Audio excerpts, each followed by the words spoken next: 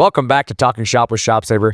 In this podcast, we like to tackle the CNC industry specifically and really talk a little bit about business in general. Hopefully you'll find some entertainment throughout it and hopefully some education. But the next episode starts right now.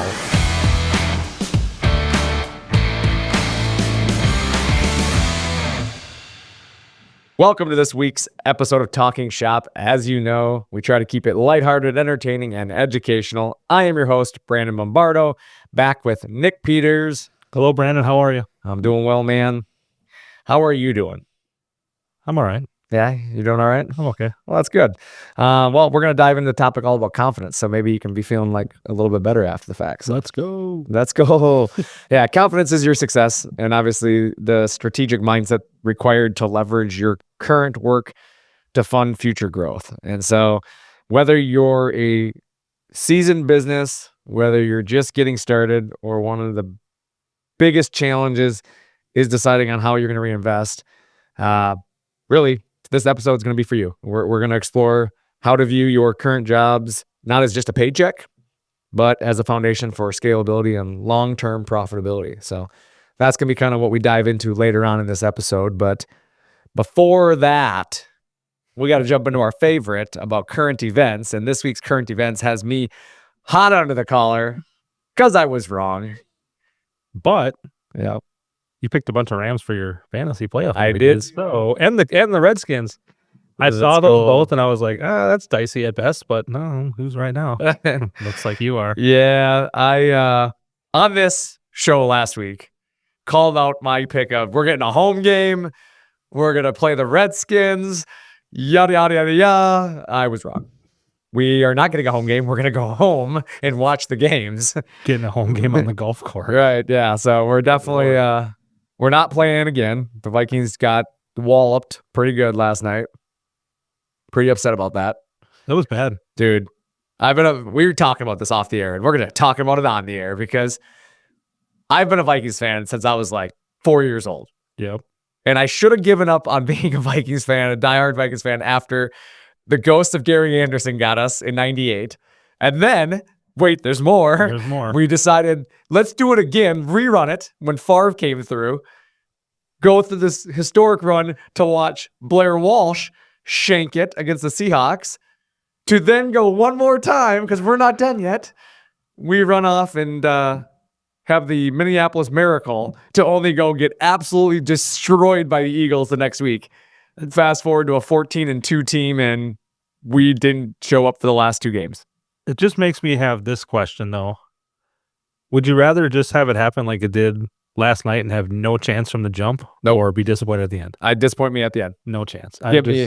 Give me, at least prove to me you belonged there. You did not belong there, and that's what frustrates me. Yeah, they proved nothing. They didn't belong there. Other than maybe teams have now figured out how to beat them. They figured out how to beat Sam Darnold. Send four guys up the middle and just truck everybody and sack them every. Make him read the defense and just pressure him, because eventually he's going to... Also make him play football? Yeah, make him play football. Oh, that's... No. Yeah, didn't work out so hot. Good Lord. Maybe Aaron Rodgers is coming next year. Nope. Just kidding. Not happening. It's going to happen. No, it's not going to happen. We're going to have Danny Dimes and JJ next year. God. The sad part is, here's the thing. Sam Darnold just cost himself millions of dollars over the last 2 weeks. But he sure made it easy for us to not spend any cap space on him. I mean, I bet he was going to get $30 million. Oh, yeah. I bet he was going to get all $30 million. He might get 20 now. He might get 10. I bet he gets a prove-it contract now. He gets a 1-year contract. Man. He was going to sign a 3-year, I guarantee it was a 3-year contract, 30-ish to 35 million, I bet. And the problem is, I think it's clear to everybody that he was only successful here because of the coach. Like, he's going to go somewhere. I don't know. Just my opinion is he's going to go somewhere else, and I don't know. Yeah. Not be as good, but whatever. And I'm frustrated because my kid got cross-checked in hockey. So yeah, that was pretty unnecessary. You saw that video? I did. It's wild. About 46 times. Yeah. I kept watching it, hoping that there was a longer version that was going to show him, like, take his blocker and go right in front of the... No, he was hurt. Like, it folded him over like a waffle. So it was bad. Yeah, he got beat up pretty bad on that one. So, yeah, no, my kid's a goalie, as everybody knows. Some kid crashed the net and then cross-checked my kid in the throat. Hurt him. So he's out last night. He didn't play last night, which is kind of a bummer. But we got to watch the Vikings get beat, so that was cool. We don't have to deal with that for about another 7 months. Right. Yeah. Good thing we got a really good basket. But wait, there's more. Do we have any good teams here? Nothing. It stinks. And we thought Cleveland was the worst sports city in America. It's definitely Minneapolis. I feel like it's Minneapolis, unfortunately. I think we're the longest franchise without a championship. Sounds about right. Distance. Yeah, I think it's a statistic I saw. So let's go. Oh. We just have one thing to enjoy in the wintertime here. We do. Women's hockey. Well, okay, that's fair, but women's basketball. Okay. The women are awesome in the state of Minnesota.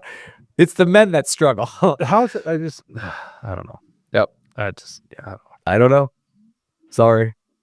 I just wish I would have been like when I was a kid, like my little Drew is now 8-year-old. Decided I'm just going to be a fan of a team because I like the player, how he plays on Madden. So he's a Ravens fan. He loves the Ravens because he loves Lamar Jackson and Zay Flowers. Ethan is a Tyreek Hill fan.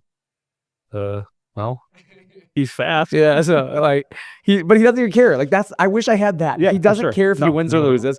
Doesn't care. All he cares is that did Tyreek Hill score? Yeah. Yeah, he did. Awesome, Dad. Like that's all he cares about. As long as his favorite player is scoring touchdowns, he's happy. To be a kid again. Yep. Caden is a Bills fan because he likes Josh Allen. Yeah. So, and again, for me, I'm over here like stupid Vikings. Hey, as long as they don't take up like in the Packers or the Bears, it's fine. No, I don't think I could allow it. I wouldn't even care about the Lions. I mean, the Lions. Nope. They were no the NFC Vikings rivals for like 90 years. Yep. No NFC rivals. Oh, I mean, yeah, which makes it worse. I don't want them to have to be the team that actually does it before us. That's true. And then every week we play, they'll be like, my team beat your team. Yeah. Terrible. Moving on. We're going to jump into our customer questions and comments for the week. We had a customer ask what tool we were using when they were referring to the slat wall video that we did. I don't know if you've checked that out, but if you haven't checked it out, we have a really awesome video on YouTube about creating slat wall with your CNC router. And specifically in that video, we use the Vortex slat wall cutter. So they come in various sizes depending on your projects. So you're going to want to check out, obviously, their options and find out what selection is best for the project you're taking on. But just go on to the Vortex website, Vortex Tool, and under slat wall cutter is where you can find their options. So really kind of a cool project. I really enjoy that.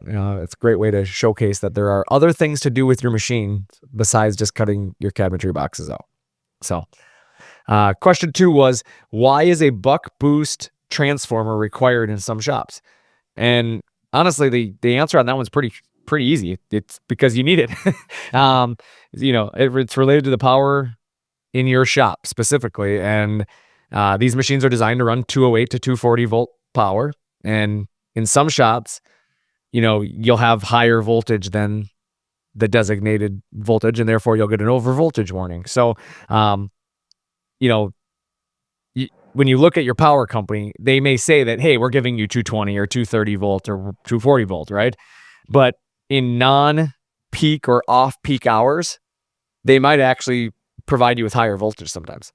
And thus, this instability can cause power issues with your machine and ultimately performance issues, which causes these warnings to happen. So stabilizing your power is key to ensuring that you get the accuracy and efficiency out of the performance with your machine. So that's why we recommend a buck boost transformer in some applications. And it's just simply related, nothing to do with the machine. It's everything to do with what power you've hooked up to it. And sometimes just some power grids in certain parts of the United States are less stable than other. And therefore we try to make recommendations to help you be successful. So I think I explained that right. There's some electrician out there that's probably like, but wait, there's more. Made sense to me. But the third question kind of made me laugh, so that's why I said it. He wrote, this is one badass machine, which I don't know why, but I just like when somebody calls our machines badass. It's cool. But he's referring to the ShopSabre they owned when cutting they had a video they posted of cutting a 3D flag. And they said that the ShopSabre has been an amazing machine and the support is amazing, which I always appreciate. And he's openly said that they knew nothing about CNC upon the purchase, but after one phone call, they got started and now they can't stop. And I love it. Those statements, I wanted to use that comment this week because, this trade is addicting. Like, I feel like once you get into CNC and you really start like understanding it and utilizing it, you start to realize like, how did we get by without it? Yep. And many people find that once they start, they can't stop trying to incorporate the machine into everything they're doing. And that's why I found like a lot of sign shops and, cabinet shops, closet shops, they evolve so quickly once they add a machine, because it's the addiction of the automation. Right. That, well, what else can we do with this machine? Oh, we can do this, and they start taking on more projects and more things that allow them to create more revenue without overhead, because the machine's already existing and they already got the tool. Right. So it's just material in the file at this point. So it's one of those things where I try to tell people, like, once you learn the software and how to program, possibilities are endless. Right. There's so many things you can do with these machines. So I don't know. For me, it's the power of automation. It's what I love. I love seeing the passion behind the scenes. As I said in the comment to this gentleman, I said, I love seeing all of the passion come to life, because it's the passion we have for it too that really drives us forward. So, audience question time. So I wanted to ask a simple question this week. Why do you think you are successful? What makes you so? Take her away, Nick. That's a good one. I don't know. I guess for me, that's a really good question. When you can struggle to just pop out an answer, right? All right. I think you can use the term successful in different ways, though, right? Mm-hmm. Like, I don't know. For me, I think coming here to work every day, I'm successful because I put in hard work. I kind of have a plan every day to, do the things that I need to do each day. Mm-hmm. Make sure to get those things done. I don't know. I can kind of focus on things I know I need to get done. I don't know. It's just kind of like it's not necessarily, I don't know, a real If your friend great asked you- answer, but like I feel like it's just hard work and dedication, organization, all the things that go into making your job easy, I guess. So if your friend asked you today, are you successful? Would you say yes or no? Sure. Not sure. Yes or no? You would, yes. Okay. And so then if they said, okay, why? I get to work a job I enjoy every day, There you go. have a family, have a place to live, have good kids, There we go. have a few good friends around. And so furthermore, what makes that happen? Why? Why you got to do it so deep on this? You gotta like take it deeper and deeper levels every. No, I ask because I want people who are listening to this to be thinking the same questions, right? It's easy to pick on you, Nick, because you're the one sitting in the room. But people listening to this, I want you to think about that question and go, why do you think you're successful? What makes you so? And for me, my answer is actually really simple. It's really quite easy. For me, it's attitude and effort. It's because my attitude that I have all the time is that no matter what I'm going to do, I'm going to do it the best possible. Like, I'm not going to get into something with the idea of like just half-assing something. There's nothing in my life I do half-ass. I'm not a half-ass dad. I'm not a half-ass spouse. I'm not a half-ass, boss. I try to be involved in everything that anybody involves me in. Yep. And sometimes that's to a fault. I get too involved in things, right? And my effort that I give is beyond what people want. Sometimes I get more involved than necessary, but it's because I believe in being involved. And same with, the attitude side of things is my attitude is that I'm going to give that effort. Like, I'm not going to allow myself a day off, right? I don't allow myself to have an off moment where some people give away every Friday because it's Friday and I'll worry about it on Monday. Like, I don't allow my mentality to get there. Like, same goes for like when I work out. I don't have a day that I call my cheat day where I just don't work out. Like, don't get me wrong. I cheat all the time when I'm eating, like all the time. Like, I don't really stick to a strict diet. Yeah. But one thing I am very strict on is the working out part. Every day, like, I will find the time. I don't care how busy I am. I will find the time to do what I need to do so I can stay to my regiment, right? And the same should be within your business. And so that's why I asked the question, why do you think you're successful? What makes you so? And maybe somebody has a completely different answer than me, and that's fine. That's my answer. My answer is my attitude, my effort. Obviously, yours is you had a plan, which I really actually like, because I've always said in life, if you don't have a plan to succeed, you have a plan to fail. I think it just does show, though, that there's, a million different ways if I answer that question. There's really no right or wrong answer, I suppose. Yeah, I'm looking forward to hearing what our customers and listeners have to say. So again, leave it in the comments, send us an email, Facebook message us, whatever's easiest for you. But what do you think you are or why do you think you are successful? What makes you so? So moving on, now that we're about 15 minutes into this episode, we're going to jump into the heart of this entire theme here, and that is confidence in success. So using today's work to fund tomorrow's growth. And really, confidence in success starts with the mindset, right? And I'm going to just dive into it. Let's talk about confidence, specifically confidence in your own success, right?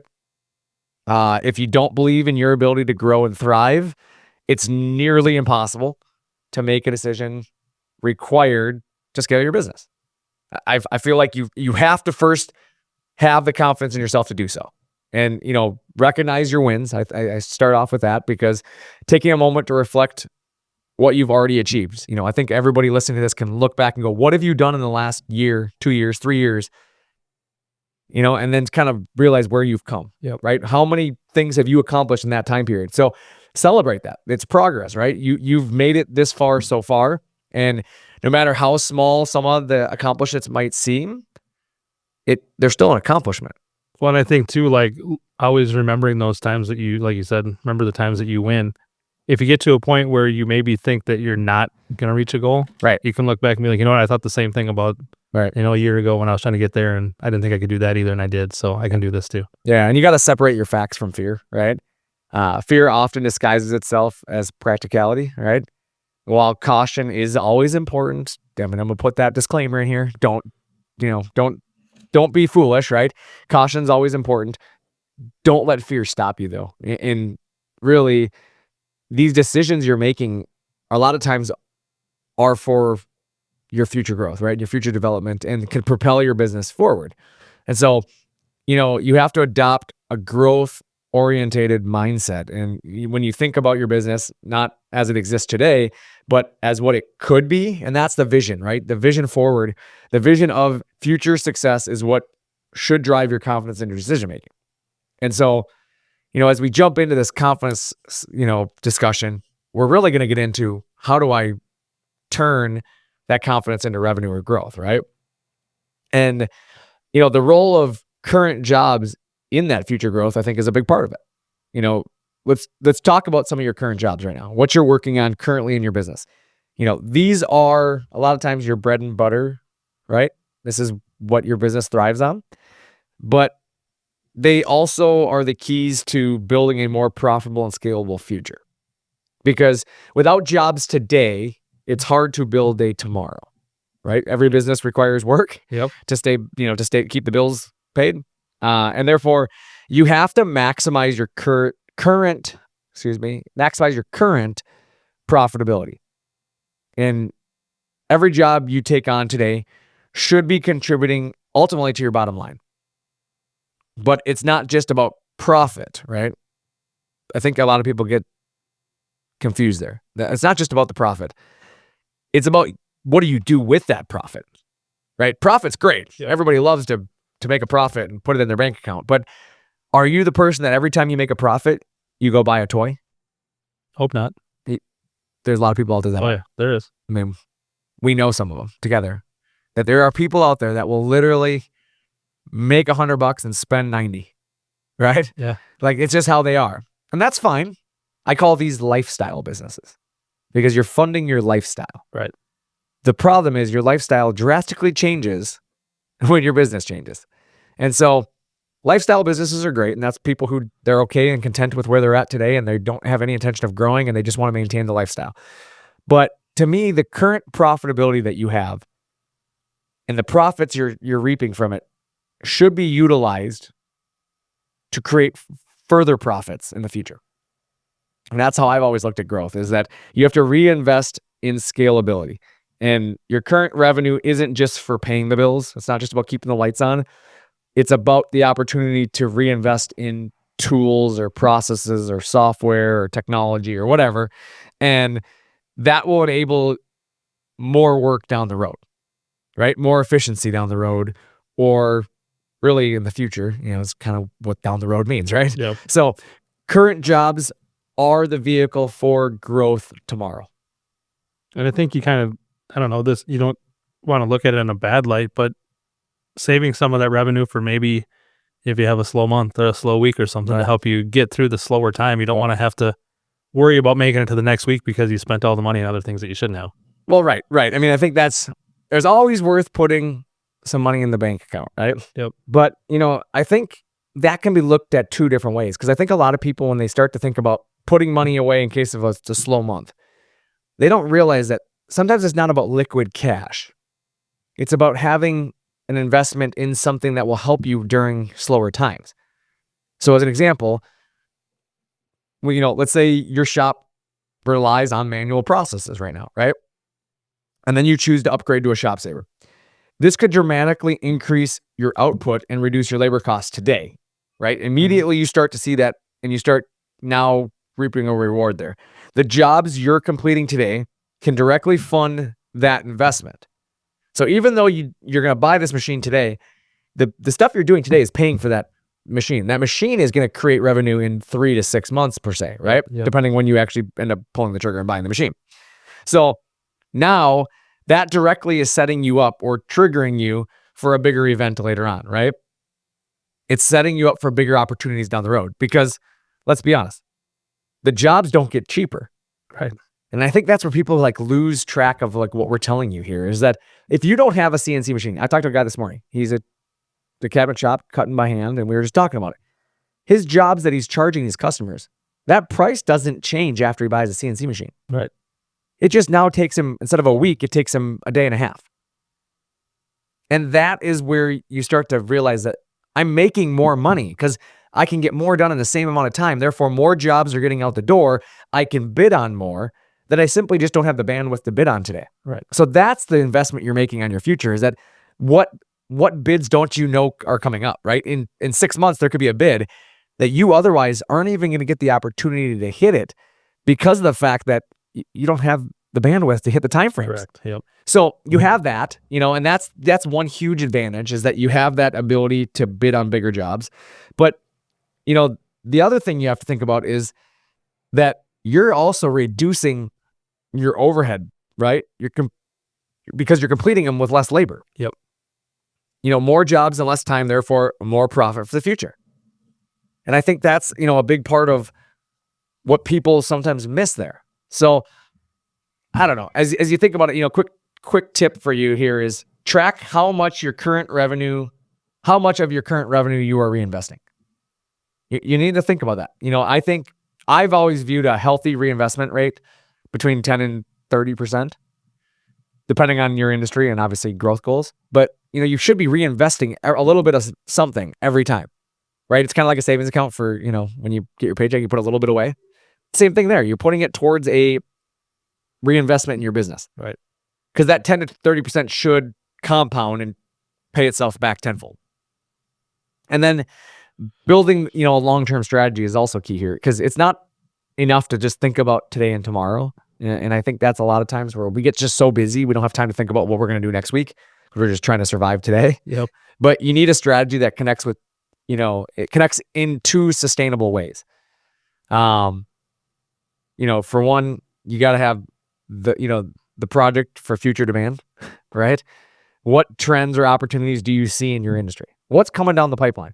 One that I talk about often is in the industry of cabinetry is when MDF doors started to take over. Companies who have CNC machines were in a position to be able to take advantage of that trend. You can build your investment strategy around the growth area you anticipate. But do you as a cabinet shop, do you guys only build cabinets? Or could you look at expanding into closets? Think about that world. There's a lot of big name companies that build closets. Yep. Could you go compete with those companies by just simply producing parts internally and more, customizable solutions that is local to your customer? More than likely. What about MDF doors? What about dovetail drawers? What about cutting other people's stuff? Yeah, instead of being that guy that's always looking to farm out his stuff, now you can be the guy that somebody's paying to that they're farming to you. Yeah, exactly. Instead of you having to sell to the customer, now you sell to the shops, and the shop still deals with the customers. Right. There's an opportunity there on top of the work you're already doing. And then you start to focus on that scalable growth. And scalability means creating a system that allows you to grow without doubling your workload. Think about automation, technology, process optimization. How can you take in more work today without more time? You only get 24 hours a day maximum, right? Yep. Therefore, efficiency is how you do that. You have to have that for growth. And you have to avoid that, you mentioned it earlier, that feast or famine trap, right? Many businesses fall into that cycle where, they overwork themselves during busy times and then they panic during slow times because they're just in a bad position. Strategic investments help you smooth out these cycles a little bit, right? You're never going to lose the whole up and down feel of a business, right? It happens, but it ensures that you're always ready for that next opportunity. So when the busy time hits, you're not panicking. You know that you can keep up. But then when things slow down, you're in a position to pivot and you can take on work or other projects that you otherwise wouldn't be able to because of the tools you have, right? Yep. When things are busy, your automation process takes on the work with ease. When things are slow, your automation project or processes allow you to take on more work. Yep. You can be the guy that says yes to those people like we talked about before. Yeah, like the custom jobs. Think about that. The custom stuff that you wouldn't otherwise be able to do because now it's just a program, right? Yep. And then I think about COVID. I hate talking about COVID, but you go back to COVID era, right? Mm-hmm. How many of our customers, when things started to shut down, pivoted? Yep. And we have customers that made a lot of money during that time because they were able to cut PPE on their machines. They weren't going to be able to do that stuff on a sliding table saw. Right. They weren't going to be able to do that on some of these other tools. So having the ability to do that, they went from building one thing to building another thing and being able to stay successful and, obviously adapt their, in fact, I know several customers who actually added equipment during that time and now own 2 businesses because once things kind of turned back to normal, their old business revived, right? Came back to life. But what they had developed now in this sign world or this, other part of their business didn't go away. Right. So now they have another revenue stream. And so you just have to think about that. Like avoid that feast or famine trap because the quick exercise is write down one investment you could make today that would have a significant impact on your ability to scale. What's one thing that's holding you back today? What could you invest in that would help you? And then ask yourself, then write down the answer of what's holding you back from doing that. Is it money? Is it time? What is it? What's holding you back from making that investment? The confidence in yourself to be More successful. Because there's financing options that are galore out there. There's a million of them.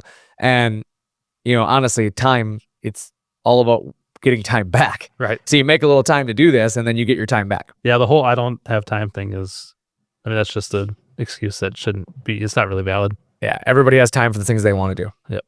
And everybody poops. So you can do it on the toilet. True. What the hell just happened? That's happened. It's true story. What I was expecting to hear, but all right. Am I wrong? Well, no. Exactly. But yeah. So real life examples of this, right? Honestly, the best way to sometimes understand these, concepts is to see them in action. And that doesn't mean we're going to go to the bathroom. I'm not saying that. Good. Okay. Let's look at a couple of real life examples. It's, a small sign shop, for example. We have a sign shop that the owner used their profits from smaller repetitive orders, right? They were doing a lot of Etsy stuff to invest in their CNC router. And then within 6 months, they were taking on larger, higher margin projects and had tripled their revenue. Tripled the revenue in 6 months. That's crazy. Yeah. And this is because the larger jobs weren't even previously possible, right? They didn't have the equipment to take on the larger jobs and they were overlooked. Like nobody even came to them for those things. But once they found out they had the ability to, customers who already had the work were then willing to bring them more work. And they never pursued other opportunities because they were capped at their potential for throughput, right? So obviously as this business went, they weren't going to go looking for these jobs because they already felt like they couldn't keep their head above water. And then the other case study I like to talk about is the cabinet manufacturer I talked about earlier is starting, from the basic tools of a manual process and manufacturing and reinvesting their profits into automation. They were able to reduce production times by well over 40%. So it allowed them to double their order capacity without hiring any additional staff. Can you imagine that? Double your orders without adding staff. I mean, the proof is in the pudding right there. I mean, that's... Well, yeah. I mean, you hear the same stories over and over. I mean, you hear it all the time. Right. Over and over. And you just... Well, I just want people to think about, it's the same amount of SG&A, right? But more jobs. So SG&A is obviously selling, general, and administrative expenses. And it's your cost of managing your company, essentially, right? Mm-hmm. Delivering the product and the service. So that cost is every month to run your business. You have an SG&A cost. Your profits determine if you're going to make more or less, right? Yep. And so the more profitable or the higher the margin you have, the more your business grows. For sure. So there's two ways to fix that. Either lower your SG&A, right? So lower your overhead, or increase your revenue. I mean, that's really what it comes down to. You have to grow your business, you have to do one of those two things. And so without having to add any overhead, you can add equipment, and it's less, you're not adding people, but now your throughput can double, triple. Triple in some cases. Some people say more than that. So, the common thread is that both businesses use today's work to fund tomorrow's growth, right? They started with a job they were doing already and paid for the new tool. They didn't wait for the perfect timing. They didn't create the perfect timing. They literally utilized what they're doing already through strategic investment and grew their business. And that's what people need to hear here is like, you're in 2025. It's time that you're you're already doing the business. Last year at the same time, you were here going, well, I don't know what's going to happen. You're a year later. Yep. Like you could have used the whole revenue stream that you've used over the last year to fund what you should have done a year ago. And now you're here again. And in 2026, I'm going to do the same topic again. And you're going to be sitting there going, I should really do this one. Just do it. Like unless you are closing your shop and you plan on going out of business, invest in your future. All you're doing is pushing yourself further and further behind everybody else that's moving forward. Right. I mean, that's the reality of the situation. Agreed. Practical tips for moving forward, right? Let's talk about moving forward. How do you apply these principles to your business? Well, you got to start out with something small, right? Start off with the small steps, right? Don't try to take a home run on day one. You don't have to overhaul everything overnight. Begin by reinvesting a portion of your profits into one area that will make an immediate impact. An example of that sometimes is just simply updating software that you're using, right? Like we're updating our phone system right now, believe it or not. It's a relatively small investment compared to other investments we've made. And that should make a big difference in the user experience for one. So customers, hopefully as you start to call, you will start to see a new experience in the coming weeks as we implement this new phone system. But then you got to set a clear goal. What does success look like to you? Well, for me, it's going to be about a better customer experience, right? Define your goals in a measurable term. So my goal is going to be in a measurable term because I'm going to have customer satisfaction surveys. And we're going to start to be able to determine, are we getting better or worse? And that way we can make adjustments. And whether it's going to be doubling your revenue in some people's cases, or other people are going to be entering into a new market. Maybe they're getting into dovetail drawers or MDF doors, or in our case, upgrading equipment, right? Better phone system. So there's a lot of different things that you can look at, and what are you going to get yourself into next? And where is your business going? And then I highly encourage you to seek advice and support. Don't be afraid to consult experts or mentors who've helped you get to where you are, or who've been through these processes previously. If you're looking, if you're looking to grow your business or looking for a partner in growth, when it comes to automation, ShopSabre is here to help. You can absolutely call our sales department, and our team here is very capable of discussing with you what other people in your similar situation have done in the past and make a recommendation on the equipment you should consider. We can speak on that. We can speak on the industry. We know the industry very well. We talk to hundreds of businesses a month. We can tell you what other people are saying and doing. Yep. And sometimes it's a head check, right? It's nice to be able to say, hey, what are other people doing here? We'll tell you, because if we think you're doing something odd, we're going to tell you that too. We're going to say we don't see that very often. I had it this morning. Had a cabinet guy call me up. We were talking about specific configuration he was looking at, and I just flat out called it out. And I said, what you're looking for is very abnormal. Like not commonly seen in that industry. There's a better way to do it that's going to create way less headache for you. Yep. Let me show you how to do that, right? And we went through that process. And even he was like, I didn't know some of that. But it wasn't just about spending his money. It's about getting him what he needs, right, so he doesn't spend more than he needs to. So, quick tip, obviously, create a growth plan for 2025. Allocate specific percentages of your profits that you're going to reinvest. Figure out what you're reinvesting in, right? Have a goal. Scaling is a one-time decision. It's a continuous process, so you got to stay committed, even when the progress sometimes feels slow or challenging. Because right now, I'm going to be honest, sometimes progress feels really challenging, and it's easy to want to walk away from it because it's difficult. It's a marathon, not a sprint. Marathon, not a sprint. I like that one. So, success doesn't just happen. It's the result of deliberate decisions, consistent effort, and a willingness to invest in yourself and your business. The jobs you're working on today are more than just an income. So you got to look at it differently. They're the foundation for something much bigger. Have the confidence to see that. I think that's the first thing. You got to be willing to look at that, and then the courage to act on it. Be willing to do something about it. Because we're here, we're in 2025, as I've mentioned previously. Remember, the future belongs to those who are prepared for it. It's going to happen. 2026 is happening. It's coming. Yep. And therefore, those who are going to be the most successful by 2026 are the ones who are willing to take the next step, to develop a plan, to build their business. Your competitors are doing it. And sometimes you need to hear that. Yeah. Your competitors are doing it, whether you like it or not. Just because you're scared doesn't mean they're going to be. Right. And so either you're going to grow this year or you're going to shrink based on your attitude and effort. Go for growth. Go for growth. Yep. Like I said, let's make this year, your year. Let's stop waiting for the opportunities and let's start creating them, because I want to create them with you. Like, I love being a part of that. I love watching people be successful. It's like my favorite part of what I do, watching businesses grow. I like when people come back for their second machine because they're like, man, we're so busy now. It makes me happy, obviously, because it helps our business grow. Yep. But it also makes me feel good that what I sold you actually is doing its job. I think it's what we talk about a lot is like, right, don't be afraid to share your success and be successful with others. Like, everybody's got their own area to be successful in, right? Like, cheer others on. Everybody needs to be successful. Everybody's fine with being successful. Don't root for people to fail just because you're afraid of them. Yeah. Sean Morley and I used to talk about this topic because, like, cabinet makers back in the day, and it's not as bad as much anymore, but back in the day, like when Sean was buying his machine, nobody wanted to talk to him. Like, nobody in the CNC industry wanted to talk to him in terms of customers. He would ask, like, hey, is there anybody that, he'd ask, anybody in his industry that'd be willing to share with him, like, their do's and don'ts of buying a CNC machine. Yep. And he couldn't find anybody that wanted to talk to him. And so he always jokes about that. He's like, that's why he talks to so many people now. Like, when people want to talk about CNC, he'll talk to them. Because he's like, when I was looking for a machine back then, it was all like trade secrets. Nobody wanted to help him. Nobody wanted to share, like, advice.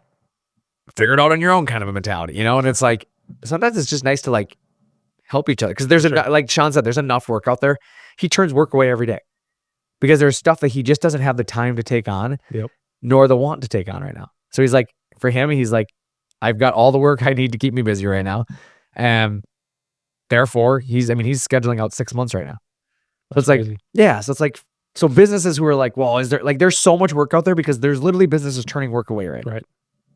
So that's always going to be there, right? Like, you need to go after it. Like, a new home builds may slow down, right? But there's always remodels and there's more, there's always something out there. Signage. Signage never goes away. There's always signage in the world. Yep. So I don't know. There's just a constant evolution there. And I think people just need to, like, really stop doubting themselves. Unless you're closing your business, you're going to have a need. Yep. So that's what I got today for that. So that's today's episode in terms of the heartbeat. But we changed this year's episode to not include the jerks of the internet, right? We've actually changed it to the motivational story. So internet success, if you will, right? But in this case, it's not the internet. I wanted to share a personal story. It has to do with my son, like I said, who is a goalie on our team. Had a very great game on Sunday, even though he got cross-checked in the neck. Even through adversity, the kid stuck with it, and the team came out on top. So it was kind of cool. And there was a lot of upset dads on the other team. There was a clock situation where the clock ran when it shouldn't have, and basically some stuff happened. And honestly, it was like, the problem with hockey is you're stuck with a game clock and a time clock. So you have 60 minutes, true minutes, regardless of stoppage. So even though the game clock says there's 8 minutes left on it, when 60 minutes is up, the game's over. Like, it's just the way they do it because of ice time. Yep. So the clock operator synced at the end of the game. He realized, like, okay, there's 5 minutes left and the clock is at 5 minutes. Well, the game clock can stop for whistles, but the hour clock doesn't stop. Right. So he's like, I'm just going to keep it running. There's no point to shut it off at this point. And he told both coaches he was going to do that. Neither coach said a problem with it. But of course, there was a problem with it after a penalty came out and you're on the power play. Because now during stoppages, your power play is winding down. Sure. So I can understand the frustration, right? Blood was boiling. It was a close game. Anyways, the competition lost.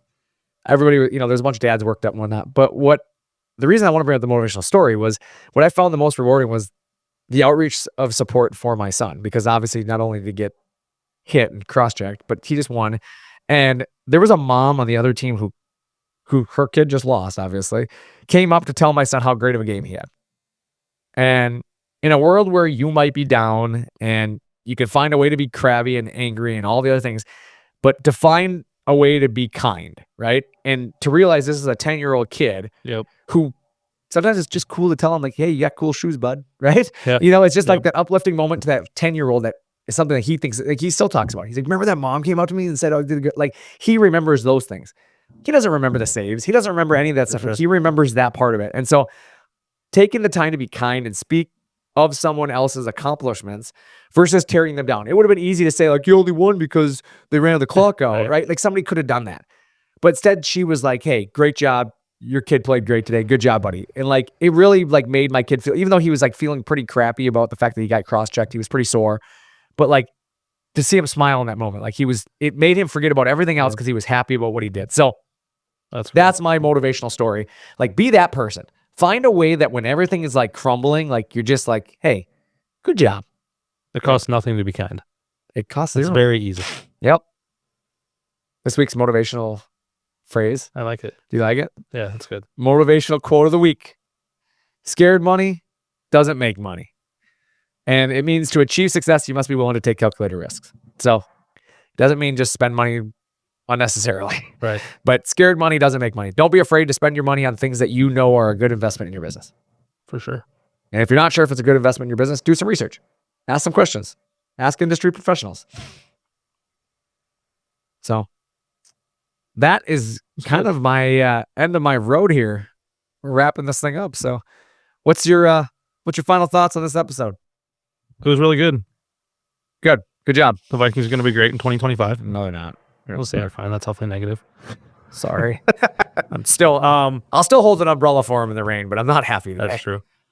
I mean, I don't know. I think it's kind of been the same thought process in the last few of these. Like, have the self-confidence in yourself to go out and be successful, right? And make changes in your business in areas that you might not be right doing as good as you can. Make the changes necessary to be successful. Make your employees happy. Feel like they're doing a good job for you, being, making your business successful. And I do have a question for you. Oh Lord, here goes the dad jokes. I'm ready for this week's dad joke. This one's really good though. You're all right, ready? Like go. This one. Ready. Where do bad rainbows go? Where do bad rainbows go? I don't know. Where? Prism. But it's a light sentence, so they'll have time to reflect. Oh Lord. That was the gift that keeps on giving. That one was just like a triple threat. That one, I just couldn't get away from that one. Yeah. It's really good. That was pretty good. I knew I had to use that one because I told it to Stella and she just rolled her eyes at me and said, told me I was dumb. So it was a good one. That's awesome. I like that one. By the way, did you see the guy's comment on the little video they posted the other day? Yeah. Of him with the fishing line. Yeah. You getting reeled into the me getting reeled into the last one. That one got me good. That was good. I even watched that one to start laughing. Oh, like, God, you set me up perfect on that one. Yeah. My final thoughts are related to what you said. I mean, there is a lot of repetitiveness in the nature of what we've done in the last few episodes, but it's on purpose. Like, I know a lot of people are probably like, man, this again, but like, I want to set January up with a mental reset. And that's why I've been doing that, is I'm trying to get everybody in the mindset that you have to take the confidence, the attitude, the effort. It's up to you to start your new year. Nobody's going to do it for you. Nobody's going to put in the effort and the time for you. So like, you have to have the ability to like reset yourself for the new year. Otherwise, as we've said multiple times, you're not going to have a new year. You're just going to have another year. And so like, I'm trying to help people grow this year, because every person I talk to says last year was a little challenging for them. It seems like last year was a challenging year in general.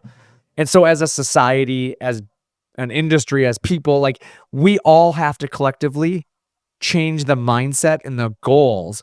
Otherwise, we're going to end up in the same spot at the end of the year. And I'm not going to be there. I'm going to promise you that at the end of this year, like, my mindset is going to be different. And so I'm making an effort to it. And I want to pass that on to our listeners. And I'm hoping everybody, as they listen to my final thought, is don't get bored of it. get motivated by it, because I can assure you we have more exciting things coming in future episodes, and we're going to continue to drive forward education and try to help people. And obviously, if there's something specifically that you're curious about or want to talk about, I'm always open to it. So, I welcome guests on this show. I welcome thought process. So if somebody wants to share their opinion of something, I'm more than happy to have conversations on things respectfully. I'm always willing to have a respectful conversation and go through different topics and try to address people's, questions and concerns, and, maybe even their thoughts in their business. Maybe they're lost and they want to talk about things. So I love that about this show, is that we can all connect on something that we have in common, and that is business, right? We all are in business in some way. Either we're an employee of a business or an owner of a business, a manager of a business, whatever it is, but we all have a common goal, and that is the end of the year success, right? And so my final thought is simply that. That's where we're pointing. We're all pointing the vehicle towards the same goal. So with that, I thank you guys for tuning into this episode of Talkin Shop. If it resonated with you, share it with your friends, with your team, or anyone who is ready to take their business ultimately to the next level. Obviously, this is the year we're going to do that. And if you're ready to reinvest in scalable growth, reach out to ShopSabre. Obviously, go to ShopSabre.com. We're more than happy to talk to you. We want to go through your application and help you pick out the right product. And we're here to provide the tools and the support you need to achieve your goals this year. But until next time, stay focused, stay confident, keep talking shop. I'm Brandon. And I'm Nick. Thanks for talking shop.